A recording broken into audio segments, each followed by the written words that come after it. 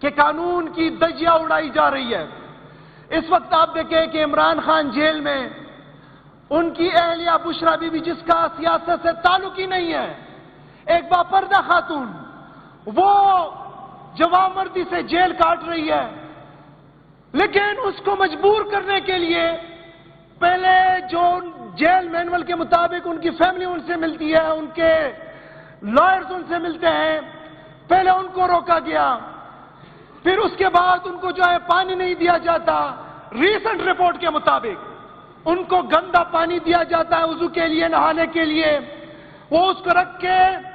تاکہ وہ مٹی نیچے جائے بالٹی میں، اور اس کے بعد اس کے اوپر وضو کرتی ہے، اس کے بعد اس کے اوپر چونٹیاں اور یہ مچھر اور یہ چیزیں چھوڑ دی جاتی ہے،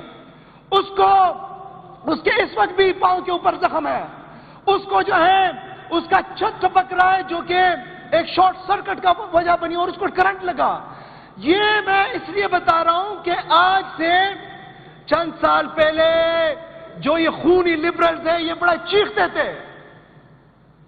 کہ یہ عورت کارڈ کھیلتے تھے کہ یہ عورت کے ساتھ یہ ہو گیا ہے، وہ عورت کے ساتھ یہ ہو گیا ہے، اور ان لوگوں کا سیاست سے تعلق بھی ہوتا تھا۔ بشرا بی بی کا سیاست سے تعلق نہیں ہے، وہ ایک غیر سیاسی عورت ہے اور اس کے ساتھ یہ ظلم روا رکھا جا رہا ہے، وہ اس کو توڑنے کی کوشش ہو رہی ہے، خان صاحب کو توڑنے کی کوشش کی جا رہی ہے، لیکن میں فخر کرتا ہوں کہ بشرا بی بی خان صاحب کی کمزوری نہیں، اس کی طاقت بنی ہے۔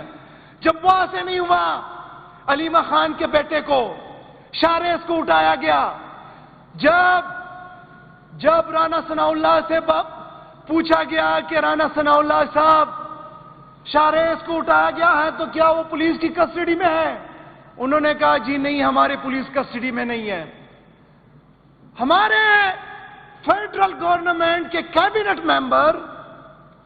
وہ اتنی لب کشائی نہیں کر سکتے کہ ہاں ہمارے ہیں کسٹڈی میں ہے کہ نہیں، کیونکہ وہ جو اس مسند پہ اصل حقیقت میں بیٹھے ہوئے وہاں سے ان کو اجازت نہیں تھی۔ اگلے دن ان کو پیش کیا، لیکن میں فخر کرتا ہوں شوکت خانم کے خاندان پہ کہ وہ منہ چڑھا کے فیس نہیں کرتے، بلکہ ہنس کے اور مسکرا کے جو ہیں ساری مشکلات کو فیس کر رہے ہیں، وہ ڈیل نہیں کر لے، انشاءاللہ تعالی ان کو ڈیلا کریں گے۔ وہ اس کے بعد اس کے دوسرے بیٹے کو اغوا کیا گیا، دوسرے بیٹے کو 1.5 سال بعد اس کے اوپر 9 مئی کے مقدمات۔ یہ کیا مذاق ہے؟ اس ملک کے اندر کیا مذاق ہے؟ میں مقتدرہ کو بھی بتانا چاہتا ہوں کہ آپ کر لیں جتنا زور کرنا چاہتے ہیں، شوکت خانم کا بیٹا ٹوٹنے نہیں لگا،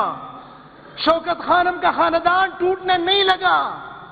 ان کو اللہ تعالیٰ نے وہ ہمت اور استقامت دی ہے کہ انشاءاللہ تعالیٰ جب تک اس نظام کو،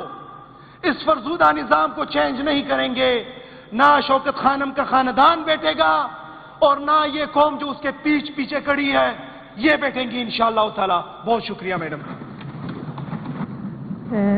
جناب ریاض